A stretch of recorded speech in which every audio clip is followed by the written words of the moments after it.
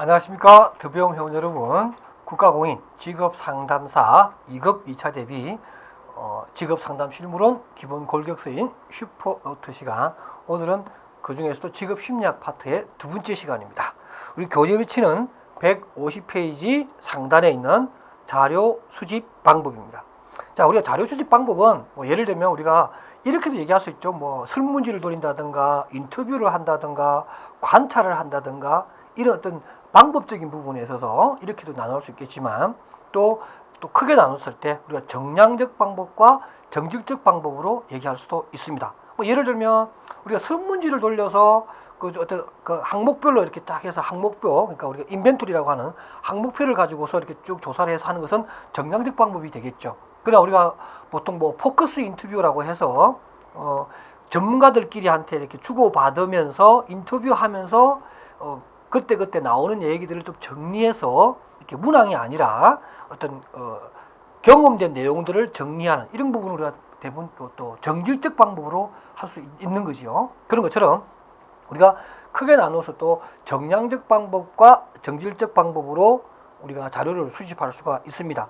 정량적 방법이란 대부분의 어떤 검사 도구라든가 아니면 우리가 어떤 자료를 수집하는 데 쓰는 방법 중에 하나가 대부분 정량적 방법이죠. 그래서 예를 들면은 대학 진학률이라든가 몇 프로가 진학을 하고 몇 프로가 진학하지 않고 몇 프로가 취업을 하고 이런 걸 할 때, 또는 올 상반기에 실업급여 대상자가 몇 명이고 그 중에서 취업이 몇 명이 됐고 이런 것들은 우리가 일반적으로 수량적인 어떤 방법을 통해서 그 결과치를 볼 수 있는 이런 것들이고요. 정질적 방법이 있을 수 있습니다. 정질적 방법은 우리 직업 상담 분야와 관련해서 많이 사용하는 정질적 방법은 바로 제가 밑에 150페이지 가운데 이런 거 해놨습니다. 인간의 행동은 매우 복잡하고 쉽게 변하는 것이어서 전형적인 정량적 연구만으로 제대로 다 기록하고 관찰할 수가 없습니다. 그래서 때로는 이러한 정량적 연구의 어떤 부족한 부분을 정질적 방법으로도 우리가 좀 채워 넣는 그러한 노력을 해야 되고, 또 그러한 연구 결과에 대해서 우리가 좀 더 많은 신뢰감을 줄 수가 있겠죠. 그럼 우리가 직업 상담 장면에서 많이 쓰는 정질적 방법으로서 어떤 것들이냐, 여러분 잘 알고 있는 LCT, 내담자의 진로 주제를 잘 파악할 수 있는 구조화된 상담의 틀로서 정질적 방법이라고 하는 LCA, 기재부서가 만든 정질적 검사지죠.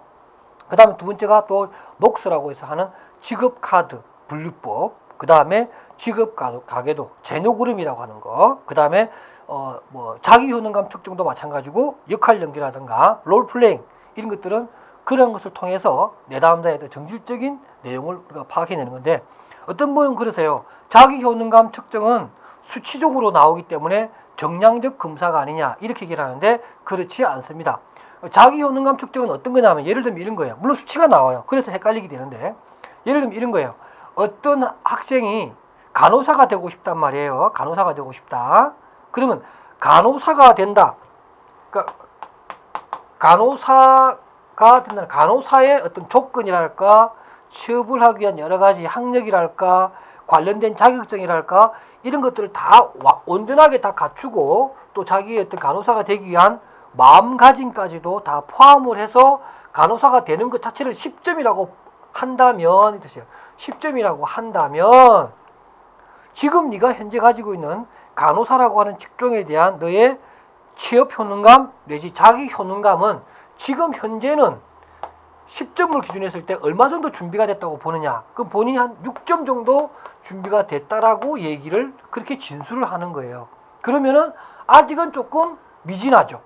예를 들면 8이나 9 정도가 나왔다면 상당히 많이 준비가 됐구나 이렇게 얘기할 수 있지만, 6 정도면은 아직 못한 건 아니지만 그래도 조금은 더 노력을 해야 간호사로서의 전문 직업인으로서 어떤 취업에 성공할 수 있다 이렇게 볼 수 있는 거잖아요. 그러니까 여기서 말하는 10이라는 숫자, 6이라고 하는 숫자, 비록 수량화된 모습으로 보이긴 하지만 이 전체적인 내용은 정질적 방법으로서의 그 내담자의 자기 효능감이나 또는 취업 효능감을 측정하는 방법이다. 이렇게 우리가 이해하면 되겠습니다. 됐죠? 그 다음 그 밑에 팁에 지급카드 분류법에 대해서 제가 간략하게 설명해놨는데, 이것은 제가 그 상담학 설명할 때도 어느 정도 들어가 있는 내용이니까 생략하겠습니다. 그 다음에 151페이지 역할놀이에 대해서 만약에 또 설명을 해보라. 또 역할 연계에 대해서 설명해보라. 그러면은 이것도 이제 우리가 간단하게 설명할 수 있는데, 뭐, 참고로 이게 모레노라고 하는 사람이 역할놀이 이런 것을 처음으로 이제 언급을 하고, 뭐, 사이코 드라마라든가 소시오 드라마 이런 것들 중에서 많이 하고 있고, 임상치료에서도 많이 사용하는 방법 중에 하나입니다. 그래서 역할놀이는 첫 번째 보면 특정 문제 해결을 위한 테크닉 중심의 구조화된 역할놀이와, 둘째, 현재 느끼는 욕구에 대한 느낌, 욕구에 따른 느낌이라든가 느낌 중심의 자발적인 역할놀이를 하는 이 두 가지 형태로 나눌 수 있다. 이렇게 얘기가 나오고요. 좀 밑으로 내려가서 그 역할놀이 설명한 그 문장 제일 밑에 가보면 네 번째 줄에 밑에서 네 번째 줄에 역할놀이는 현실 학습이라고도 하는데, 어떤 상황을 역할에 봄으로써 잘못된 점이 발견되면 이를 수정하고 거기에 가장 효과적인 방법을 습득하게 하기 때문이다. 이런 맥락에서 역할놀이는 다른 사람과 조화를 이루는 방법과 자신을 조절하는 방법을 배우는 인간관계 기술 훈련 및 감수성 훈련에서 많이 사용한다. 이렇게 여러분들이 이해해 주시면 될 것 같고요. 뭐 이걸 다 쓰는 그런 문제는 나오지 않겠지만, 간단하게 설명하라 이런 문제가 나온다면은 여러분들이 뭐 생애진로 사정기법이라든가 직업카드, 직업가계도까지는 여러분들이 설명이 가능한데, 자기 효능과 같은 경우에는 아까 간호사 예를 들어서 간단하게 설명해 주면 되는 것이고요. 그 다음 역할 연계에 대해서도 마찬가지로 구조화된 역할 연계는 정질적 방법으로서 어떤 자기의 어떤 느낌이라든가 이런 것들을 파악하기 위해서 하고, 주로 인간관계 기술이라든가 감수성 훈련에서 많이 쓰이는 방법이다. 이렇게 여러분들이 간략하게 설명해 줄 준비를 해 두시면 이 문제에 대해서 뭐 종류만 쓰라든가 뭐 간략하게 설명하라든가 어떤 형태의 문제가 나와도 여러분 다 쓸 수 있는 그러한 준비가 된 겁니다. 그 다음에 12번입니다. 변인 또는 변수죠. 일반적으로 뭐 수학에서는 변수라 그러고요. 상수, 변수 이렇게 얘기하고, 이런 심리학이나 사회과학 연구 방문론에서는 변인이라고 합니다. 어떤 결과에 어떤 영향을 주는 개별적인 하나의 자료, 요인이라고 할 수 있겠죠. 그래서 독립 변인과 종속 변인 이렇게 나누는 것, 여러분들 많이 다뤘기 때문에 제가 설명을 하지 않겠습니다. 예언 변인과 중교 변인 역시 마찬가지고요. 제가 이제 이 슈퍼노트에 이 내용을 담아놓은 이유는 다른 것을 설명하기 위해서는 이런 내용을 기본적으로 알아야 되기 때문에 넣는 것이고요. 지금 이거 공부하시는 분들 다 알고 있는 내용이라고 보고요. 넘어가도록 하겠습니다. 다만 152페이지 과외 변인은 한 번 더 여러분들이 잘 알아두시기 바랍니다. 과외 변인은 우리가 쉽게 생각할 수 있지만은 또 쓰라 그러면 또 이게 또 머뭇거리지게 되거든요. 과외 변인 우리가 보통 뭐 오염 변인이라고 하기도 하고 또 외생 변인이라고 하기도 합니다. 이러한 과외 변인은 비록 독립 변인, 원인이 되는 독립 변인은 아니지만 종속 변인, 결과에 영향을 미치는 그러한 내용들입니다. 결국 가해 변인이라고 하는 개념 자체가 우리가 외적 타당도, 내적 타당도에 대한 얘기를 설명할 수 있는 용어가 되고, 또 실험실 연구와 현장 연구의 내용과 장단점을 설명하는데 과해 변인이라고 하는 개념이 없으면 설명이 안 돼요. 그래서 과해 변인은 매우 중요한 내용이다 할 수가 있습니다. 그 다음에 13번의 척도입니다. 제가 1차 때도 좀 설명했겠지만 우리가 보통 말하는 이 척정이라는 말과 척도라는 말이 있는데요. 척정이라는 말은 말 그대로 수를 부여하는 겁니다. 일반적으로 정량적 검사에 있어서 어떤 수를 부여하는 그 자체를 우리는 척정이라 그러고요.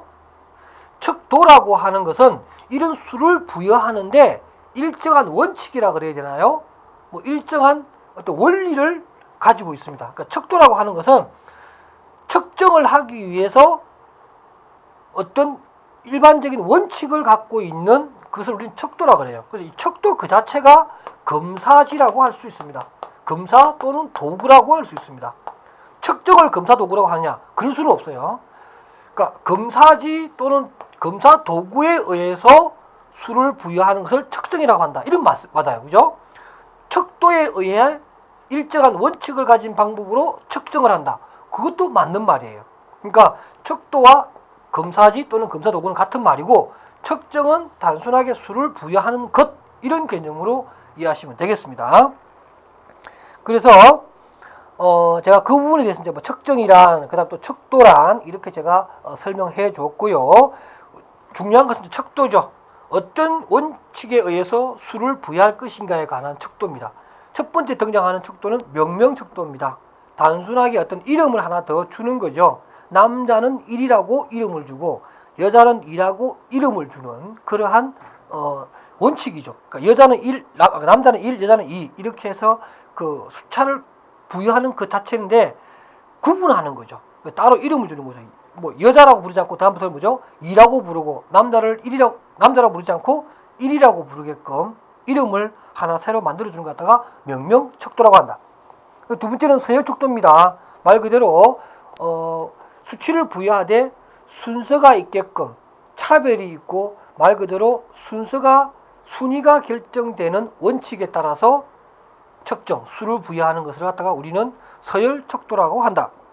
그 다음에 등간척도는 수치상의 차이가 실제 측정한 속성 간의 차이와 동일한 숫자 집합을 말한다라고 해서 가장 대표적인 것이 온도와 관련된 내용입니다. 그래서 온도와 같이 구간별로 0도에서 5도 사이와 5도와 10도 사이에 그 5도라고 하는 그 차이는 실제 차이와 실제 온도 차이가 똑같은 것을 보여주는 것이죠. 그래서 이 등간척도는 어떤 뭐 비율을 얘기할 수는 없습니다. 몇 배다 이렇게 얘기할 수는 없고요. 다만 그 구간 간의 어떤 그 인터벌, 구간 간의 간격의 의미는 똑같다라는 것을 보여주는 그러한 척도를 얘기합니다.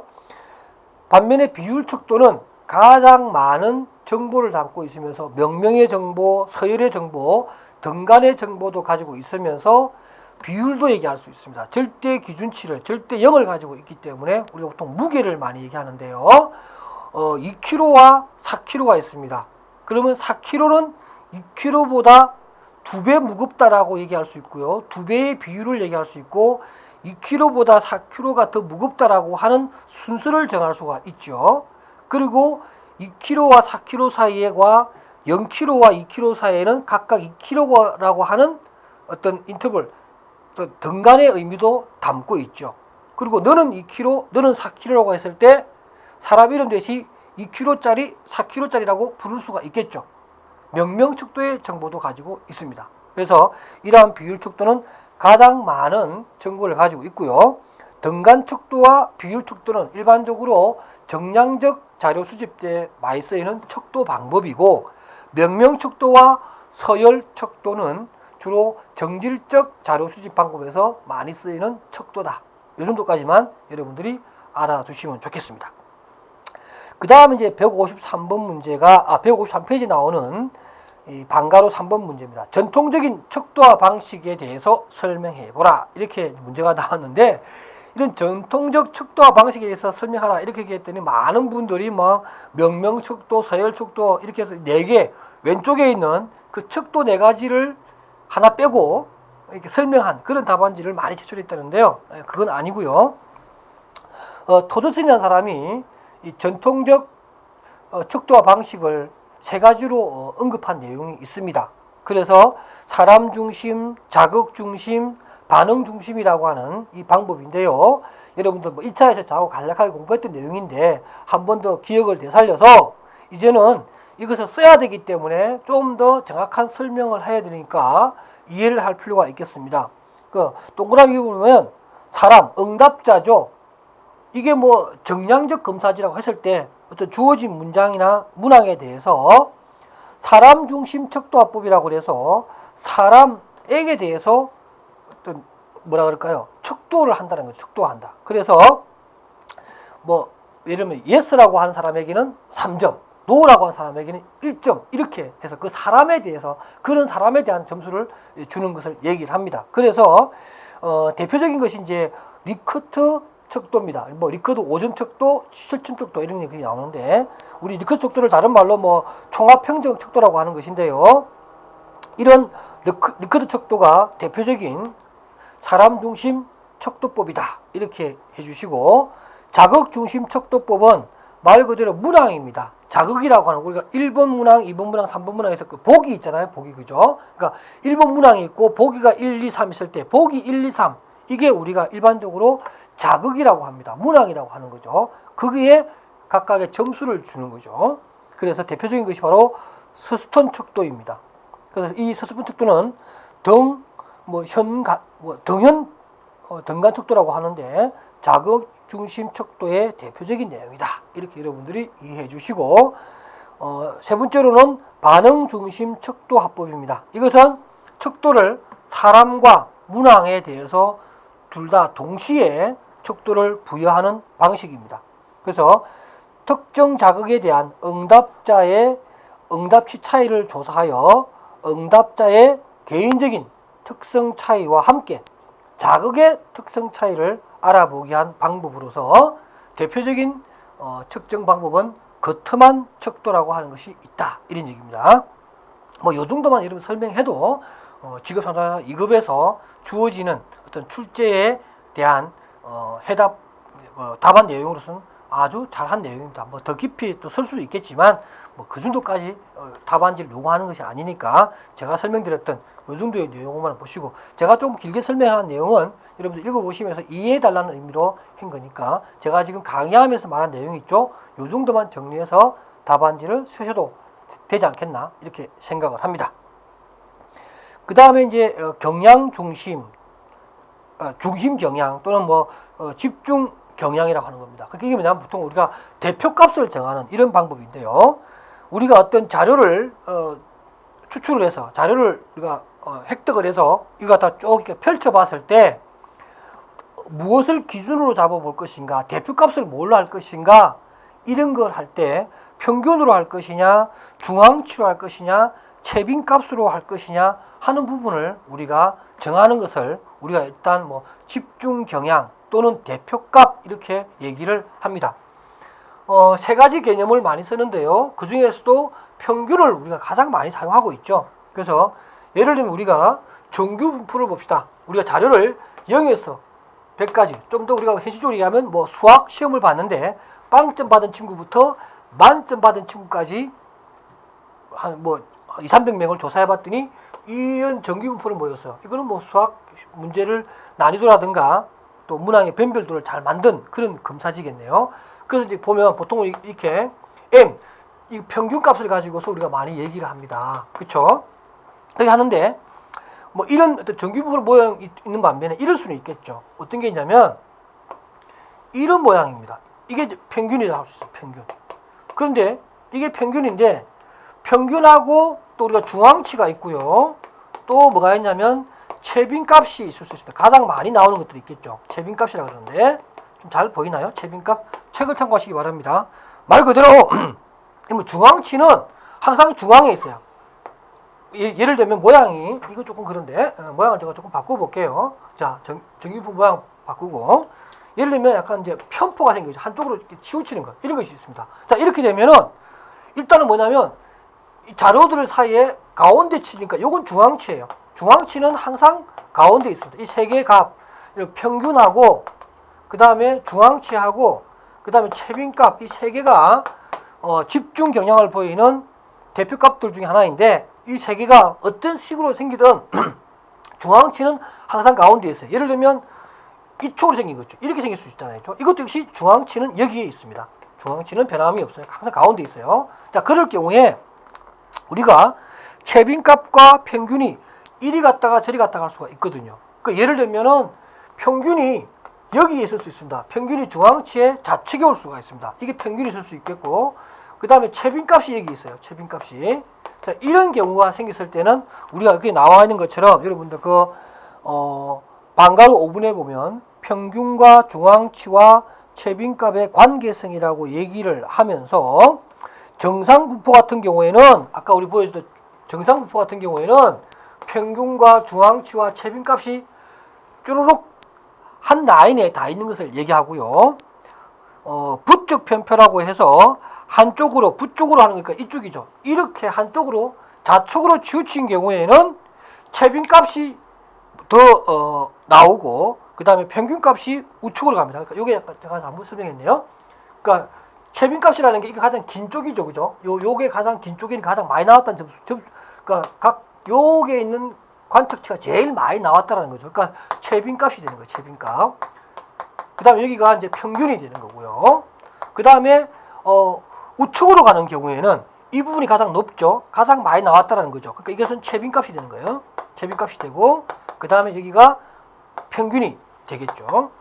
그래서 편포가 부적이냐 정적이냐, 이게 플러스 쪽으로 가는 거냐 마이너스 쪽으로 가는 거냐, 이거에 따라서 마이너스 쪽으로 간다고 했을 때는 중앙치는 변함이 없지만 최빈값은 중앙치의 좌측에, 평균은 우측에 있고, 거꾸로 정쪽으로 갔을 경우에는 최빈값이 중앙값의 우측에 있다. 이렇게 그림을 그릴 수가 있는 겁니다. 그러니까 만약에 집중 경향 내지는 대표값에 대해서 간단하게 설명해 보라 그러면 평균과 중앙치와 최빈값에 대한 내용을 간략하게 설명해 주고, 그 다음에 이 세 가지의 관계에 대해서 정규 분포일 때는 이 세 개의 대표값이 나란히 한 점에서 머무르지만 부적 편포라든가 정적 편포 한쪽으로 왜곡돼 있고 한쪽으로 이렇게 외도를 보일 때에는 중앙치를 기준으로 해서 최빈값이 왼쪽으로 올 때가 있고 오른쪽이 올 때가 있다.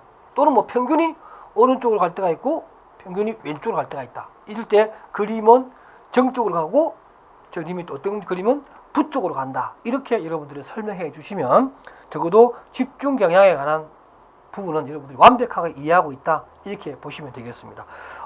아직까지는 뭐 1차 쪽에서만 간단하게 나왔던 문제지만 얼마든지 우리가 이제 어떤 자료를 분석하기 위한 뭐 이런 또 표준 편차라든가 이런 것들을 이해하려면 사실 이 그림을 잘 이해해야 되는 거거든요. 그렇게 보면은 이런 문제도 충분히 나올 수 있다. 이렇게 얘기할 수가 있겠습니다. 자, 오늘 강의 내용은 여기까지로 하고요. 우리 다음 시간에는 교재 154페이지 규준부터 강의하도록 하겠습니다. 여러분 오늘도 수고하셨습니다.